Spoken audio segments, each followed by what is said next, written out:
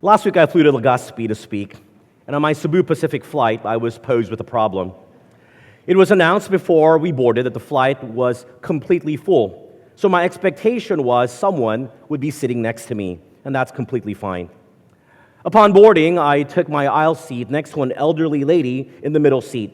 The window seat was empty. When boarding was complete and the plane door closed, the window seat was still empty. Apparently, it was the only free seat in the entire flight. I thank the Lord. Now the lady in the middle seat can move to the window seat, and both of us can have some more space, and I can have the armrest all to myself. But as I waited, she didn't move. Now, I could have moved to the window seat from my aisle seat, but she would still be in the middle. I was posed with a dilemma. Should I ask this older woman to move to the window seat or not? With the reason that it can give both of us more room and make this flight more comfortable. Why did she stick to that middle seat when there was an empty window seat next to her? Why wouldn't she move? Frustrated, I even texted Cindy, I don't know why this woman wants to sit next to Big Me on this tiny airplane.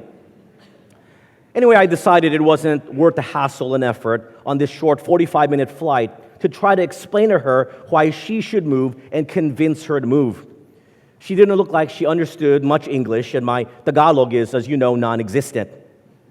So I had to sit like this, arms folded the entire flight, because also she wanted the armrest. When the plane landed and we were about to get off the plane, she tapped me and pointed up, and with sign language she asked if I would be able to bring down her bags from the overhead compartment before we deplaned. And then it dawned on me why she probably didn't want to move seats. She wanted to make sure I wouldn't run away before helping her take down her luggage. And of course, I was very glad to help. I share this story because every day we are posed with decisions of how to act in major or minor things. Sometimes if we act or do not act, it can have a snowball effect. Sometimes what we say or don't say, or even how we say it, will affect the outcome. All of this takes great wisdom and discernment, something this generation, young and old, is lacking. In a generation that feels it needs to always question and then always express his or her own thoughts and opinions on the matter, even when no one's asking you, sometimes it can come back to bite us in the future, when the right course of action perhaps would have been just to simply keep quiet. Or perhaps we make a mountain out of a molehill, if you understand that saying, meaning making something big which was small, because we don't want to let something small just go and just forgive and forget. Then, unnecessarily, time-consuming drama is now part of our lives, just because we wouldn't let go. What we decide to do or not to do, to say or not to say, to believe or not to believe, is a matter of wisdom and discernment. And wisdom has to come from the Lord. And a lot of God's direction for wisdom is found in His Word. As we continue our sermon series, Checkmate, looking at the life of King Solomon, we want to explore specifically some principles for how to live wisely as it relates to the practical things of life. You see, in life, there is spiritual wisdom which concerns spiritual things. And yet there's also practical wisdom which refers to everyday life judgment and discernment. It can refer to the grasping of everyday knowledge and its proper application, and even understanding people and their natural responses and reasonings. It may surprise you that apart from how to gain spiritual wisdom, the Bible is chock full of advice on practical wisdom, found especially in the wisdom literature books like Psalms, Proverbs, Ecclesiastes, and the Song of Solomon. Don't ever tell me the Bible is not practical. So if you have your Bibles, please turn with me to the book of 1 Kings chapter 3. We're going to be studying verses 16 to 28. 1 Kings chapter 3, verses 16 to 28. And we're going to see how Solomon, who has been given great wisdom by God, as we talked about in our last message in this series, will employ God-given practical wisdom to adjudicate an important matter, from which we can also draw some principles and learn from it, specifically principles dealing with interpersonal conflict. Again, 1 Kings chapter 3, verses 16 to 28. I'll read now verses 16 to 21. Now 2 women who were harlots came to the king and stood before him. And one woman said, "O my lord, this woman and I dwell in the same house, and I gave birth while she was in the house. Then it happened the 3rd day after I had given birth, that this woman also gave birth, and we were together. No one was with us in the house except the 2 of us in the house. And this woman's son died in the night, because she lay on him. So she arose in the middle of the night and took my son from my side while your maidservant slept, and laid him in her bosom, and laid her dead child in my bosom. And when I rose in the morning to nurse my son, there he was dead. But when I had examined him in the morning, indeed, he was not my son whom I had born." The situation is such that there were 2 prostitutes who stood before King Solomon to find a solution to their argument. This argument dealt with whose child was the living one and whose child was the dead one. Apparently, one of the women had accidentally rolled on top of her newborn, and the baby had died. And the mother of the dead baby supposedly switched her dead baby with the newborn of her roommate while she was still sleeping. When the mother of the living newborn woke up and tried to nurse her son, she noticed that he was dead, and upon closer inspection saw that he was not her baby. Now we're told that there are no witnesses. It was only the 2 of them in the house. And as prostitutes, most probably people didn't pay much attention to them. The 2 babies were born 3 days apart, so no one can really tell the subtle differences with newborn babies so close in age. And since they were prostitutes and presumably slept with many men, there was no way to trace whose child these were through the genetic features of their biological fathers, such as hair color. There were no DNA tests back then, which would have conclusively resolved this argument and accusation with great clarity. This was a case of he said, she said, meaning one had to make a judgment call who was telling the truth and who was lying. Now listen, in some situations, there are really differences of perspectives whereby we think one is lying and one is telling the truth, but in actuality and in reality, both are telling the truth based on their own perspectives. But this is not one of those cases. Here someone is definitely lying and the other is definitely telling the truth. But how would Solomon deal with this situation? Now before we read further, let me stop here and note a warning for all of us. There are liars in the world. There are believable liars. There are very believable liars who are Christians. Can you imagine anyone ever doubting the words of a woman who's claiming that this is her child? And yet, that is happening here, a mother lying about her child. You know, when I was growing up in Sunday school, listening to this story told by the teacher from the Bible, I thought this was an unbelievable case, not grounded in reality, until I grew up and watched the news and heard about many instances where women would steal other people's newborns from the nursery. And because babies kind of all look the same as newborns, who really notices? That's why today, one of the most secure places in any hospital is the pediatric nursery. My friends, understand that even in our Christian community, there are liars.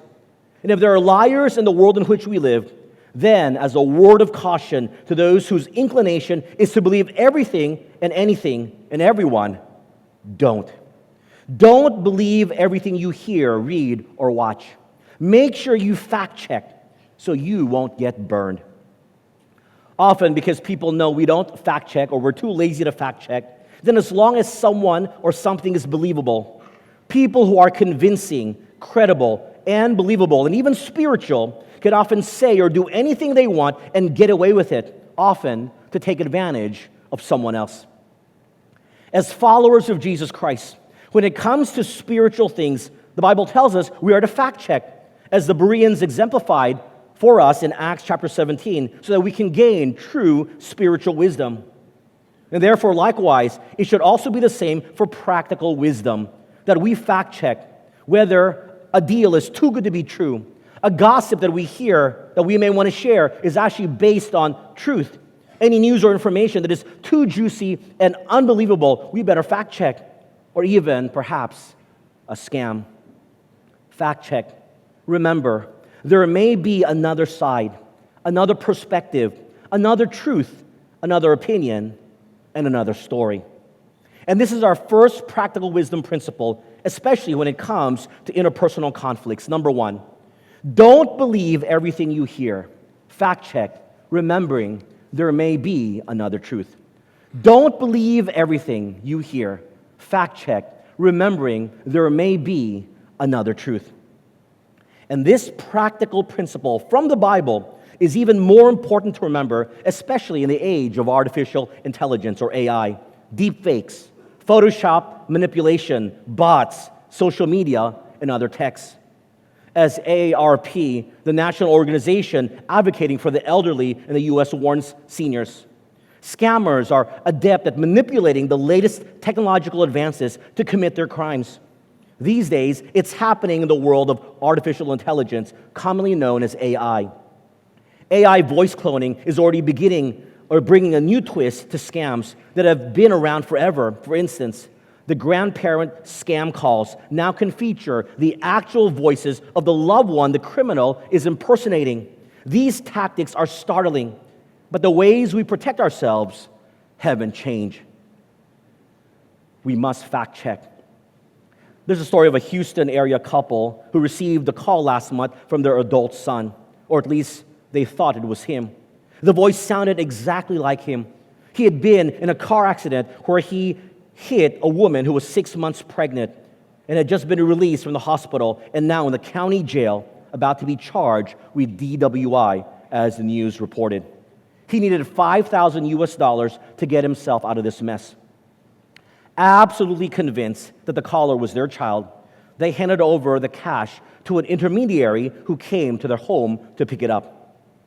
How did the scammers pull it off? Most likely by using artificial intelligence to clone the son's voice, says Alex Hammerstone, a cyber analyst at Trusted Sec, an information security consulting company. He points to the case in Houston as one vivid example of how the latest generative AI technology, including voice mimicking software, deepfake videos, and chatbots like ChatGPT, can be used by bad actors. They have the potential to level up criminals' ability to impersonate anyone, your grandchild, your police officer, even your spouse, Hammerstone notes.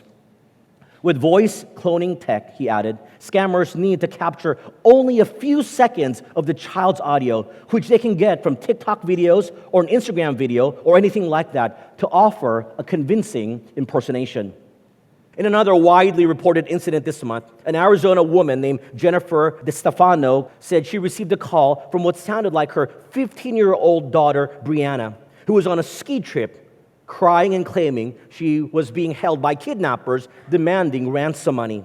DeStefano confirmed that her daughter was safe, but was shaken that the voice sounded exactly like Brianna's. She attributed the uncanny likeness to AI. And that, my friends, is why knowing Tagalog, Mandarin Chinese, Hokkien Chinese, Bisaya, and English, and using all five in your speech at the same time is the best way to counter AI impersonators. Because there's no way a computer can say this as naturally as we do. Kasi, guaycha, the steak with potatoes. In a way, it's in masarap, good. Good luck trying to clone that. And that's how all of you speak, by the way. How many times do I have to tell this to my family? Don't believe everything you hear, read, or watch on the internet or in messaging apps. Use your brains, wisdom, and discernment. Why in the world would you think that a beautiful model from Russia would want to be your friend and get to know you? Most likely it's a guy from India or Nigeria trying to play you or scam you for money. However, laugh as you would, I recently heard of a middle-aged church leader who fell into this scam. By the way, let me just say, as your pastor, I will never ask you for money over any of my social media accounts. If someone is impersonating me or asking you for money from my account, you know that it's not me. And if you want to check, make sure you check with my family or the staff or myself. People have been lying to one another ever since Satan lied to Adam and Eve for millennia. Be wise and don't believe everything you hear. Fact check, remembering there may be another truth. Look at verses 22 to 23. Then the other woman said, "No, but the living one is my son, and the dead one is your son." And the first woman said, "No, but the dead one is your son, and the living one is my son." Thus they spoke before the king. And the king said, "The one says, 'This is my son who lives, and your son is the dead one.' And the other says, 'No, but your son is the dead one, and my son is the living one.'" At this point, the other woman chimes in and tells Solomon, "It didn't happen as how the first woman said it happened. My son is the living one, and the dead son is hers." To which the first woman argued that her position was correct. And now the wise king spoke. Notice that he summarizes each of the woman's positions and arguments and does not take sides. He wisely clarifies the argument and gets to the heart of the issue, which is that both women were claiming that the living son was their son. Notice that Solomon wisely didn't make any side commentary about the fact that they were both prostitutes and say to them, "Well, you both deserve this for your sinful profession." He didn't say, "Serves you right for having children out of wedlock." Because this is what we often do when we allow our biases and personal experiences to cloud our judgment. We naturally want to side with our friends or the people we like more or identify with, and even the ones who told us first. Then we somehow justify in our mind that they deserve what they got. For example, if there's a rich person that you don't like very much, and that person had something stolen from him, we may say, "Oh, it's not a big deal. They already have so much money. It's okay if they lose some of it. It won't hurt them."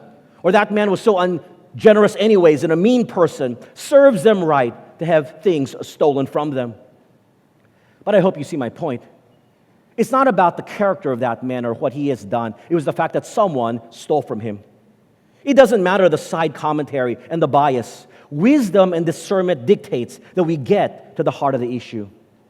Solomon didn't comment on why they were prostitutes or why they even chose to room together if they weren't that good of friends.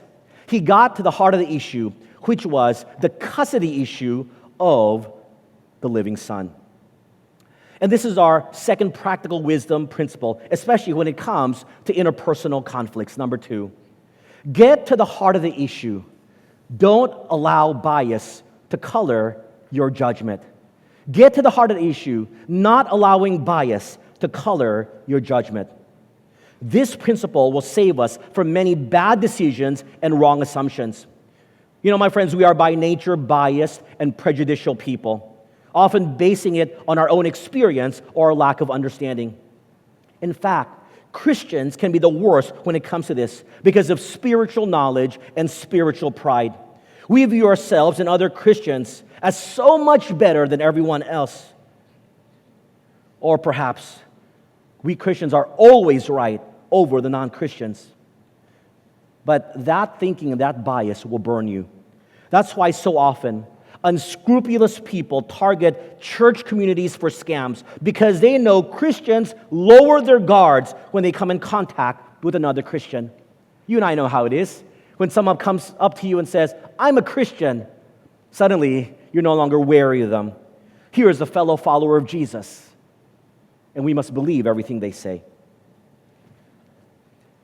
In any scenario, when we get to the heart of the issue, we may find that bad people or people we don't like can be wronged and can have wrong done to them. And likewise, we may find out that spiritual, godly people can do wrong and even lie and connive. Now listen carefully. I'm not saying that a person's background and your experience with them won't wisely bias your thoughts and bring caution about that person. If a person is an habitual liar or stealer, the likelihood for them being the guilty party is very high. All I'm advocating for, exemplified through the actions of Solomon's God-given wisdom, is that in any situation, we must get to the heart of the issue without bias to help us make the wisest and most discerning decisions. Was a promise made and then broken, regardless of the people involved or changing situation? Was a crime committed, even if the person is an outstanding member of the community, and this would be a first-time criminal offense? Did someone steal or not pay back a loan, regardless of if that person is a Christian or a member of the church or your own family member? Getting to the heart of the issue and not allowing bias to color your judgment will help you make very wise decisions. Case in point, I recently talked to the wife of a doctor who had a private practice in the U.S. and served as his office manager. We were talking about how challenging having a private medical practice in the U.S. is today. I asked her about her office staff and nurses, and she responded by telling me that she cannot stand one of the ladies in the office, one of her receptionists. She was brash, hard, and had a very strong personality. So I asked, as the office manager and wife of the doctor, "Did you fire this woman?" The reply was, "No, she's still employed." I asked, "Why? You can't stand her." She said, "Well, Pastor, while I can't stand this woman, she's the only one in the office who's able to effectively collect payment from the patients who have outstanding balances. Because of her personality, she has no problems telling the patient who was calling to make an appointment, 'You cannot see the doctor unless you have paid your bills.' None of us, no one in the office had the courage to say that. But because of her, people paid their bills, and it kept the private clinic open to serve the community." At the root of this issue is that this employee did her job and did it well and effectively. But if the decision was based on bias, she would have been fired a long time ago, and the clinic would have suffered. Actually, this practical wisdom principle helps us spiritually because it helps us to forgive. Because if not, I feel sorry for those who have a bad reputation growing up, as they will never be able to get the break they need. The good works that they try to do to reform their lives may always be overshadowed by their past actions. But this second principle, balanced with the first principle, ensures that we will not be tricked or scammed. The main issue is of primary importance. The circumstantial is of secondary importance. This helps us with messy situations. Solomon wisely broke this very messy situation down to its most basic root issue: which child belongs to which mother? Now he will be able to clearly and wisely decide on this matter. Look at verses 24 to 27. Then the king said, "Bring me a sword." So they brought a sword before the king. And the king said, "Divide the living child in two and give half to one and half to the other." Then the woman whose son was living spoke to the king, for she yearned with compassion for her son and said, "Oh, my lord, give her the living child and by no means kill him." But the other said, "Let him be neither mine nor yours, but divide him." So the king answered and said, "Give the first woman the living child and by no means kill him. She is his mother." To our surprise, King Solomon asked for a sword and ordered his guard to cut the living baby in two and give one half to one of the mothers and the other half of the baby to the other woman. When the command was given, presumably to the surprise of everyone at court, the two women spoke up. The real mother of the living child basically said, "Don't kill her son, give him to the other woman." While the one who was lying said, "Kill the baby so neither one of us would have it." You can see this woman's dark, dark heart. One can only speculate why she responded in such an evil manner. These responses caused Solomon to thus make his judgment and give the first woman the living child, as she had truly exhibited a mother's loving heart. There is no indication in the text that God somehow gave Solomon a special prompting to know who was the real mother. But because he had wisdom, practical wisdom, and insight into understanding how people behave and their instinctive human responses, especially that of a mother's heart, Solomon was able to figure out who was the true mother of the living child and who was telling the truth. And this is our third practical wisdom principle, number 3. Take time to understand people, their emotions, and their natural tendencies. Take time to understand people, their emotions, and their natural tendencies. That's why it's important to develop your EQ and SQ, your emotional and social or spiritual quotients, in addition to your IQ, your intelligence quotient. because it has been proven time and time again that book-smart people often don't make the best and wisest decisions. Many times, the spiritual, God-honoring thing to do is to take the common sense approach, or the approach that best understands people's natural tendencies. We see this play out all throughout the Scriptures in how Abigail dealt with King David and her husband Nabal in 1 Samuel chapter 25. That's also how Paul dealt with the Athenians in Acts chapter 17. In each of these cases, and many others throughout the Scriptures, we see very spiritual men and women taking the time to understand people, their emotions, their natural tendencies in order to make wise decisions. In fact, in the life of our Savior Jesus Christ, his ministry was so effective because he understood people. He understood where they were coming from and what they were going through in order to meet their specific needs. Whether it was how he gently dealt with little children, how he compassionately cared for the tax collectors, Matthew and Zacchaeus, to how he gently handled the adulterous woman, and even with his own disciples. Jesus encouraged them when they were down. He waited for the perfect time to teach them. He admonished and rebuked them when it was appropriate, and he loved them and loved upon them for being who they were, sinners in need of a Savior. Another way to understand this principle is that it can be synonymous with the idiom, reading the room. Now, what does it mean to read the room? As someone defined, to read the room means to pick up on the subtle, nonverbal cues of a group of people. In practice, you become adept at noticing and responding to what we call micro-reactions. This might include body language, minute facial expressions, and context clues. Let's say you are in a silly, playful mood, but you're about to enter a funeral wake. You need to read the room and the situation and change your behavior. You don't burst through the doors and exclaim, "There is joy in this place for those who believe in Jesus. Why are you all so sad?" You may be thrown out of that room. Or if you see that everyone is having a wonderful time of joy and laughter in a celebratory event, you need to read the room and not say something like, "Man, I hope you all know Jesus, because if you don't, you guys will be going to hell." You're not going to be really well liked. My friends, it's important for Christians to read the room. And it's time to really understand and to take time to really understand people and what they're going through. Nothing annoys people more than insensitive Christians. You know, this principle can apply to Christian couples as well. Yes, prayer and Bible reading is vitally important, but sometimes Christians fight, especially spouses, because they don't understand each other, not because they don't pray or read the Bible or go to church. It is biblical to love your spouse in such a way that you take the time to really understand them, to communicate well, to understand that men and women communicate differently.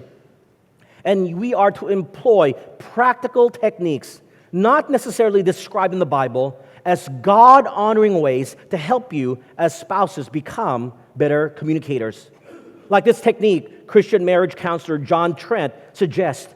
He suggests creating emotional word pictures. What is that?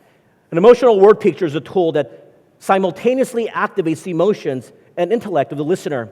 When you use a word picture to communicate, it can go straight to your spouse's heart. He describes this situation. "We don't talk anymore," shouted my wife, Cindy. By the way, John's wife is also named Cindy. This is his story. But both our Cindys are the same. They both shout. Anyways, he's telling the story. "We don't talk anymore," shouted my wife, Cindy. "That's ridiculous," I said. "We talk all the time." But not about what we need to talk about. What's important to me? What's important for us? "Then drive me to my softball game. If it's that big of a deal, you can talk to me on the way to the game about anything you want. You have my attention." But Cindy wouldn't go to that game. Soon after, she wouldn't go to any of my games. I was convinced she was just emotional or intentionally not explaining what she meant. She seemed convinced that I simply didn't care about her or anything she had to say. That was the level of communication in our first year of marriage. We talked about how we needed to communicate with each other all the time, but we never connected. Cindy became more and more hurt and lonely, and I grew more and more angry and lonely. Then the day came when things blew up. but in an amazing way. On that day, Cindy used a powerful communication tool, a word picture, to change my life and our marriage. One morning, after another night of frustration and fighting with each other, I walked into the kitchen and noticed a book on my breakfast plate. It was my thick, advanced psychopathology textbook. "So what's this?" I picked up the book off my plate. "This is breakfast?" I said, barely concealing my contempt. "No," Cindy said, "that's me." I responded, "I don't get it."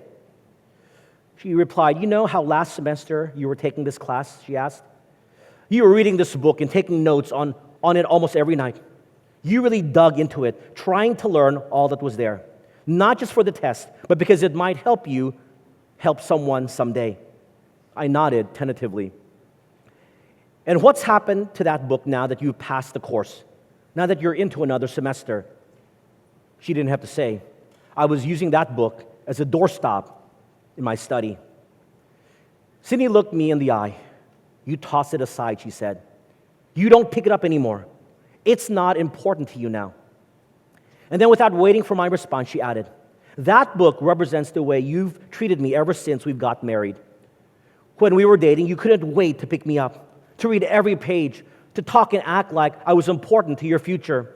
I looked at that textbook in my hand, thankful I had something to look at besides her disappointed expression. But now we're married." She pointed to her wedding ring. "And you've moved on to another semester. I'm like that book, holding open your door while you walk in and do all the things that are truly important to you. I'm just not one of them." John Trent writes, "I didn't just hear her words, I felt it." Cindy had said similar things using everyday words 100 times before, but even when she would end our conversation in tears, it didn't emotionally move me. Then she used a word picture, the right one for me. And I not only got it, but it also stopped me in my tracks and turned my heart a different direction. What Cindy had done without realizing it was what biblical communicators from King David to Jesus to the Apostle Peter did all the time. She used a picture to carry the message of her words. An emotional word picture is a communication tool that uses a story or an object to simultaneously activate the emotions and the intellect of the listener. In doing so, the listener experiences your words, not just hear them. In short, when you use a word picture to communicate what you're trying to convey, it can go right through a spouse's defenses and straight into his or her heart. You see, my friends, you won't find this in the scriptures, but these are techniques of practical wisdom that will help you in your everyday life. So, my friends, take time to understand people, read the room, and compassionately find out where they are coming from. This will allow you to make wise decisions. Look at verse 28. "And all Israel heard of the judgment which the king had rendered, and they feared the king, for they saw that the wisdom of God was in him to administer justice." The Bible tells us because of the skill in which Solomon wisely handled the situation, all Israel came to fear, admire, and respect the king. Why? Note this. Because they saw the wisdom of God in him to administer justice. Notice that no Bible verses were quoted, no great spiritual principles applied, and yet in this display of practical wisdom, it was noted as the wisdom of God, meaning coming from him. You may walk away this morning saying, "Well, I didn't hear any spiritual wisdom principles." My friends, you do not separate spiritual wisdom and practical wisdom. All wisdom is God-given. And that's why we have this verse here. Because the Lord, in his all-knowingness, knew that perhaps we may split the difference. They saw in Solomon the wisdom of God in him to administer justice. My friends, our God is a very practical God who created us, made us, and gave us a brain. We should pray for wisdom, but many times God's will is revealed when we use our spirit-filled mind and God-given brain. As Eng and Virgo writes, God's Spirit can direct your mind and reasoning. Sometimes Christians are so focused on hearing from God that they forget to use reason and common sense. Just as the Holy Spirit can influence your emotions, He can also influence your mind. So my friends, remember, number one, don't believe everything you hear. Fact check, remembering there may be another truth. Number two, get to the heart of the issue, not allowing bias to color your judgment. And thirdly, take time to understand people, their emotions, and their natural tendencies. While these principles deal specifically with a disagreement or interpersonal conflict in this context, it can really apply to almost any situation in life that requires wisdom and discernment. May the Lord grant us wisdom to make the right decisions every day so that our lives will be a shining example of Christ's likeness and a testimony for Jesus to the world that is observing how followers of Christ live and act. Let's impact this world for Christ through our God-given practical wisdom.